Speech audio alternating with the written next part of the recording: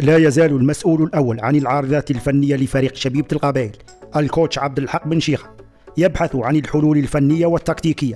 وكذا الأسماء القادرة على تشكيل التركيبة الأساسية للنادي في المرحلة الأولى، حيث يواصل التقني تجارب الأسماء، وهو الذي اعتمد على 26 لاعبا خلال المباراتين الوديتين التي خاضهما الفريق في تركيا لحد الآن، فيما تعتبر الجهة اليسرى من الدفاع مشكلا حقيقيا بالنظر إلى الأخطاء التي يتم ارتكابها من الجهة اليسرى وعدم وجود أسماء كبيرة تشغل هذا المنصب الحساس. هذا وكان التقني القبائلي قد أقحم بن زيد على الجهة اليسرى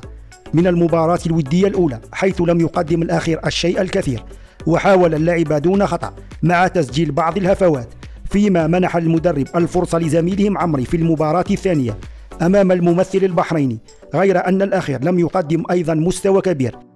وعلى عكس الجهة اليسرى من الدفاع تتواجد الجهة اليمنى في أمان بالنظر إلى المستوى الجيد الذي يقدمها الوافد الجديد في صفوف نادي بارادو حمدي منذ اللقاء الأول، حيث يدافع المعني بصفة جيدة ويقدم دعما لازم في الهجوم، وهو ما يحتاجه الطاقم الفني في الوقت الراهن.